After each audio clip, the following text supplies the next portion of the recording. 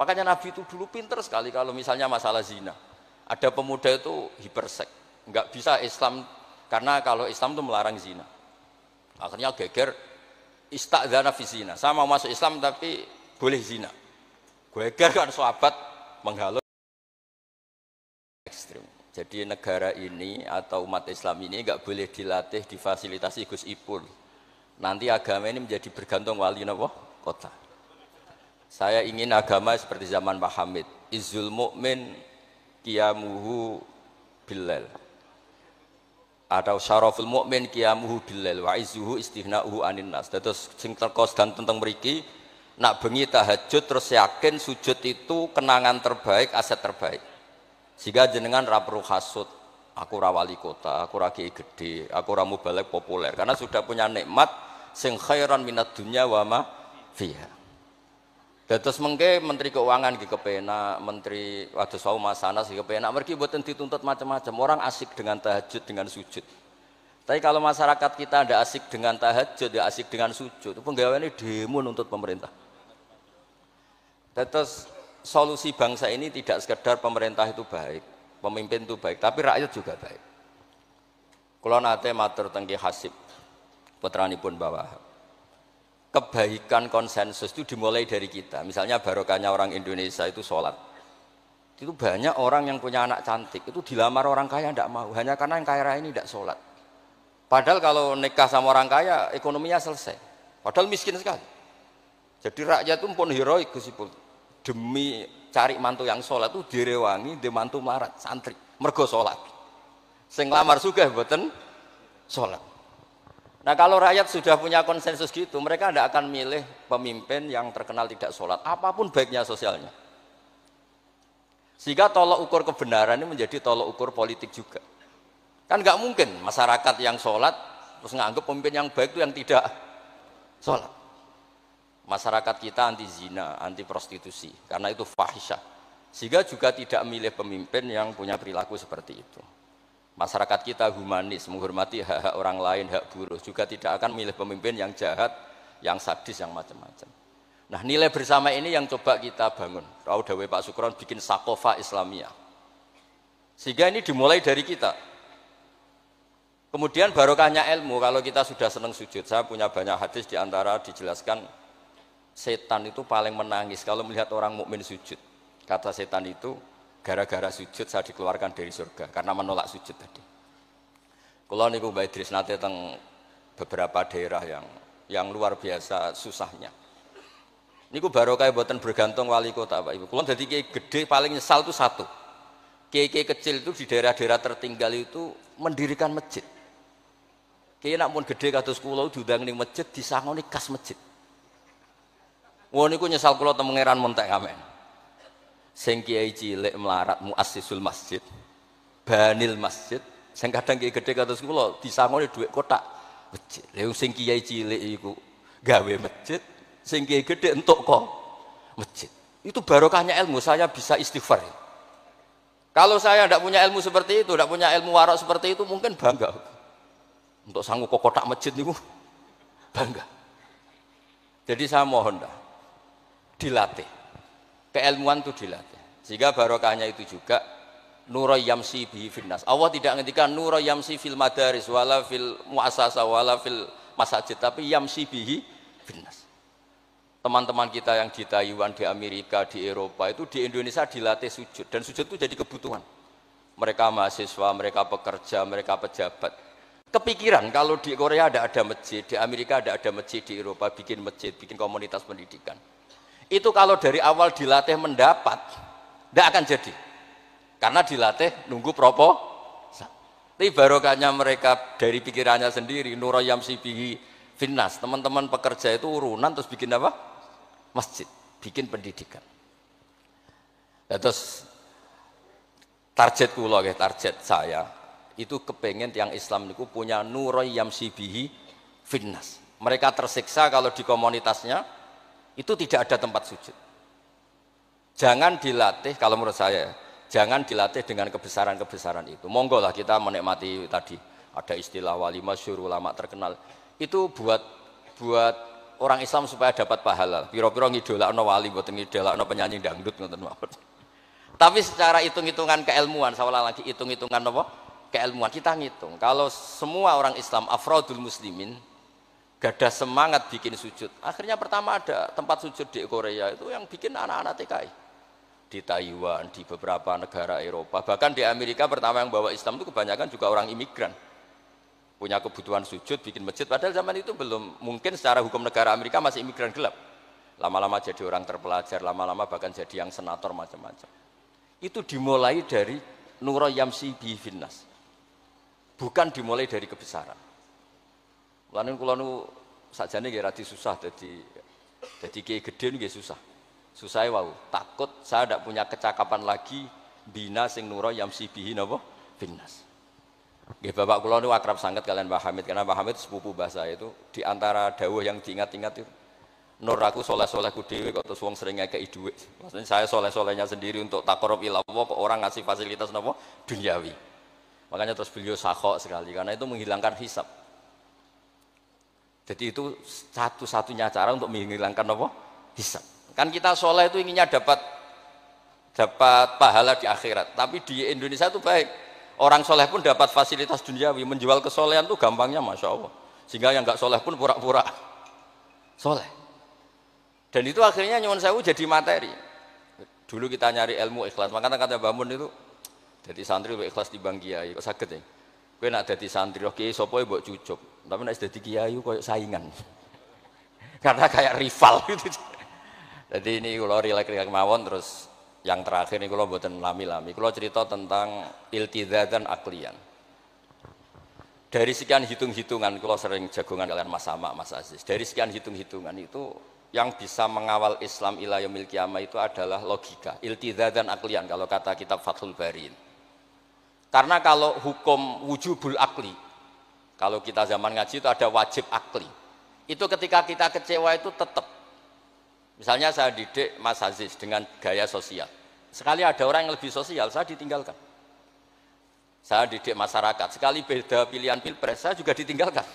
Karena ini urusan sosial. Tapi kalau dididik iltizatan akliyah, ini kata kitab Fathul Bari, orang itu tidak bisa mengelak. Karena cocok tidak cocok, logika itu tidak terbantahkan.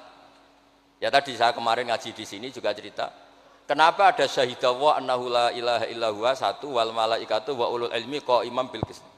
Kesaksian itu hanya ada tiga. Satu, kesaksiannya Allah tentu gak tertandingi. Kedua, kesaksian malaikat karena melihat langsung surga dan neraka. Ketiga, kesaksian ahlul ilmi.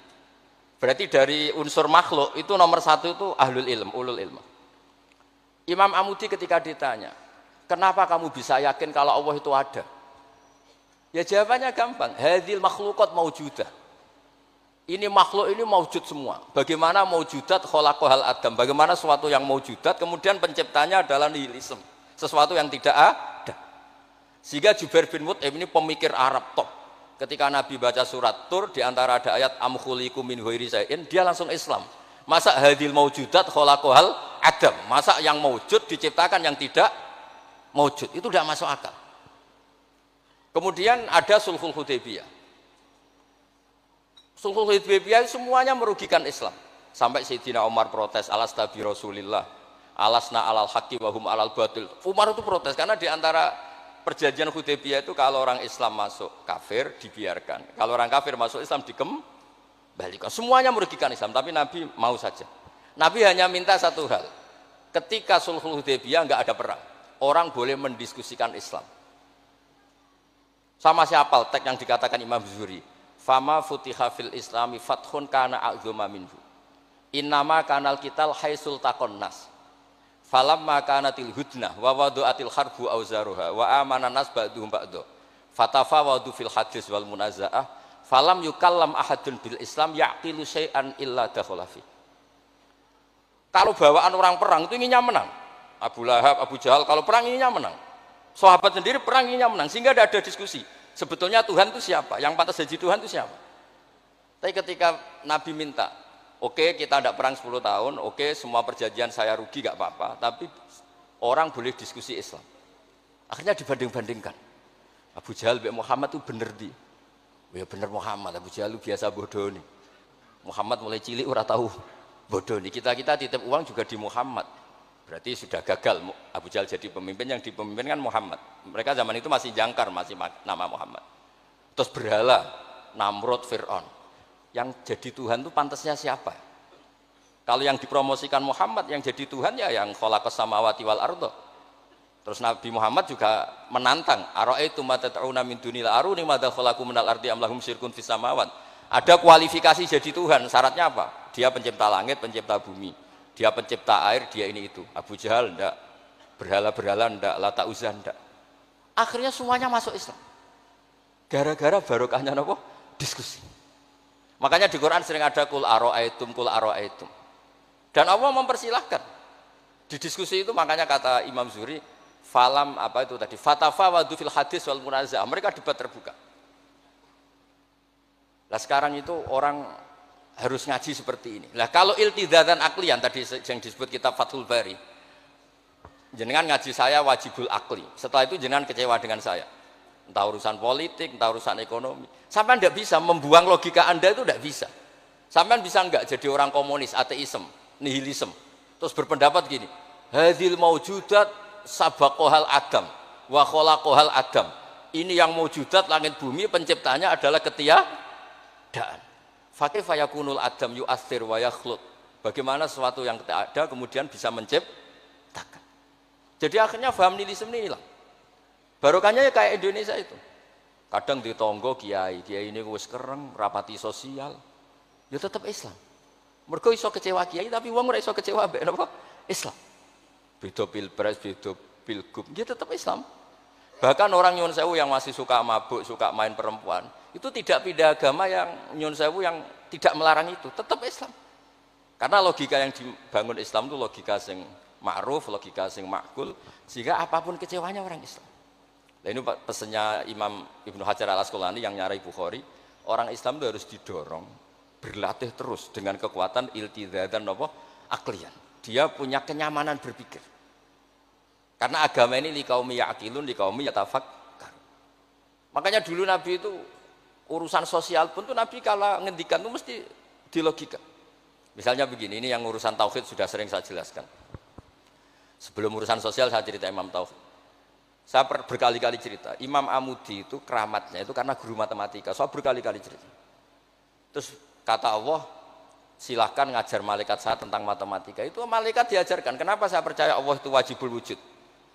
Beliau nulis, angka 2, 3, sampai 1 miliar, itu nisbatnya ke angka 1 itu nisbatul far'i ilal asli. Semuanya itu dinisbatkan ke angka 1, yang 1 itu dasar, yang lainnya itu far'un. Angka 1 miliar ya dimulai dari 1, 2, 3 dari 1. Berarti al-aslu adalah Allahus, somatkul huwallahu ahad. Gambar kayak apa ruwetnya juga dimulai dari 1 titik. Lah titik ini nuktatul wujud, maka sirnya bismillah dimulai dari 1 titik. Nah kalau umat ini dilatih begitu, itu mbok kecewa kayak apa tetap Islam. Tapi kalau dilatih, penak jadi kiai. Sering diundang ning wali kota disangoni. Ono kiai sing ra disangoni terus rapati Islam. Enak jadi kiai top, sering diundang ning ndi dihormati din. Engko sing rapati dadi top terus rapati bangga mbek Islam. Tapi kalau dilatih iltizam dan aklian, apapun kondisinya, mereka akan nikmati ilmunya sendiri, nikmati akalnya apa? Sendiri. Ada beberapa kasus sosial yang gagal, tapi Nabi bisa mendidik dengan teori iltizam dan aklian. Ada istaka rojulun, syaka rojulun ila Rasulillah. Bapak saya itu nakal sekali ya Rasulullah, sayyul khuluq. Terus bapaknya datang pakai yattaqi walal aso. Terus Nabi tanya, itu bapak kamu ya? Terus bapaknya, ini orang ini mengadukan kamu itu sayyul khuluq sama anak kamu. Terus kata bapaknya, innahu kana faqiran, innahu kana dhaifan wa ana qawiyyun wa faqiran wa ana ghaniyun walam amna'hu syai'an min mali wal yauma ana faqir wa huwa ghaniyun wa ana dhaif wa huwa qawiyyun wa yabkhalu alayya bimali. Niki tiyang anak kula niki riyen ketika kecil kula sugih dekne lemah, kula mampu dia lemah, tak urusi. Sakniki kula lemah dekne kuat mboten ngurusi kula. Terus Nabi ngendikan masame abi hada min madarin wala hajarin illa baka. Semua makhluk itu menangis karena keluhan bapak kamu ini. Terus Nabi ngendikan anta wa maluka li abika. Kamu dan hasil jerih kamu itu juga aset bapak kamu. Sehingga jadi hukum fikih. Kalau al-qatil tu walid tidak bisa dikisos. Bahkan hibatul walid iwalati boleh dirujuk. Pokoknya selalu orang tua punya hukum apa? Khusus. Ada kejadian lagi imro'atun melapor ke Nabi. Dilaporkan kalau dia sayyi'atul khuluq. Ibu saya itu sayyi'atul khuluq gini-gini ya Rasulullah. Jawabnya Nabi unik. 5 dalam takun kadzalik khina hamalat katis ata asyurin. Kenapa kamu tidak ngomel-ngomel seperti ini ketika dia masih baik? Itu yang mengandung kamu 9 bulan. Tapi innaha sayyi'atul khuluq. 5 dalam takun kadzalik khina ardu'atka haulaini kamilan. Terus tapi innaha sayyi'atul khuluq. 5 dalam takun kadzalik khina sahirat lailaha. Khina sahirat laka lailaha wa khina asma'at laka naharuha. Kenapa kamu tidak ngomong seperti itu ketika kamu masih butuh susunya, butuh binaannya? Sekarang kamu kuat baru ngomong gitu. Terus kata pemuda tadi, lakot jazaituha ya Rasul. Saya sudah membalas itu. Apa balasan kamu? Lakot hajat tuha ala unuki. Dia pernah haji tak gendong. Tapi Nabi ngendikan fawwah ma jazaitaha. Kamu tetap tidak bisa balas jasa ibu kamu. Jadi orang ketika ingat sisi sayyi'atul khuluq ibunya ketika sepuh, Nabi mengeset ulang. Apa seperti itu? 5 dalam takun kadzalik. Kenapa ibu kamu tidak sayyi'atul khuluq ketika hamalat katis ata asyurin? Kenapa saat itu kamu tidak digugurkan, dibuang ke kali daripada dia anak akhirnya enggak ngaku ijazahnya orang tua? 5 dalam takun kadzalik khina ardu'atka haulaini kamilan. 5 dalam takun kadzalik khina tadi sahirat laka lailaha wa atma'at laka naharuha. Itu Nabi. Jadi saya ini termasuk kiai lah yang ingin semuanya kita baik itu karena ada kemampuan iltidha dan aklian supaya agama ini liqaumi ya'qilun liqaumi yatafakkar. Kalau agama ini dijual dengan isu-isu sosial, itu bahayanya itu orang-orang kecewa. Loh saya itu akrab sama Gus Ipul, belum pernah main ke wali kota, bukan sok-sokan zuhud. Mau nak disangoni, terus suatu saat rah disangoni sedarani medit. Terus kurang suguhannya tersinggung, terus ribet-ribet. Pokoknya agama kalau dijual sosial itu ribet. Karena terus tuntutannya itu mukafaah. Makanya Nabi itu dulu pinter sekali kalau misalnya masalah zina. Ada pemuda itu hipersek, nggak bisa Islam karena kalau Islam itu melarang zina. Akhirnya geger istadzana fi zina. Saya mau masuk Islam tapi boleh zina. Geger kan sahabat menghalau supaya gak sowan Nabi. Ketika geger-geger Nabi tahu itu ada apa? Ada pemuda mau masuk Islam tapi yastadzinu fi zina, dia harus boleh zina. Kata Nabi, "Mah, suruh sini." Betul kamu pemuda yang mau masuk Islam kalau tetap boleh zina? Ya Rasulullah, saya ini hipersek, saya ini. Kata Nabi ngendikan pertama itu, atuhibbuhu li ummik. Kamu suka anak ibu kamu jadi demenan orang? Ya tidak suka ya Rasulullah. Atuhibbuhu li bintik. Kamu suka punya putri yang jadi demenannya orang? Ya tidak suka Nabi. Terus atuhibbuhu li kholatik, atuhibbuhu li ammatik. Terus dia selalu jawab, walan nasuhibbuna. Semua orang tidak suka kalau ibunya begini, putrinya begini, gini. Terus kata pemuda tadi, demi Allah, saya belum keluar dari majelis Rasulullah, tidak ada sesuatu yang abghadha syai'in ilayya minaz zina. Tidak ada sesuatu yang paling saya benci kayak zina, karena diset. Ya sama seperti kita mungkin yang jadi kiai-kiai gede itu, dalile al yadul ulya khairul min sufla, tapi prestasi dadi kiai entuk ora tau memberi. Ya sama seperti yang dawuh Pak Sukron Makmun. Dulu kiai-kiai dulu itu berjasa, sekarang kita itu makan apa? Jasa.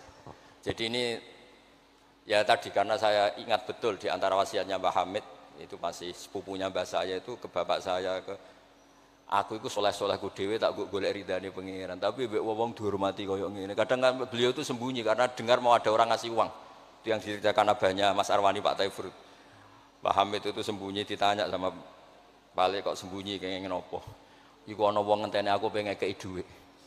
Lah niku kiai-kiai jarang wani crita niku mergo ketoke kok piye.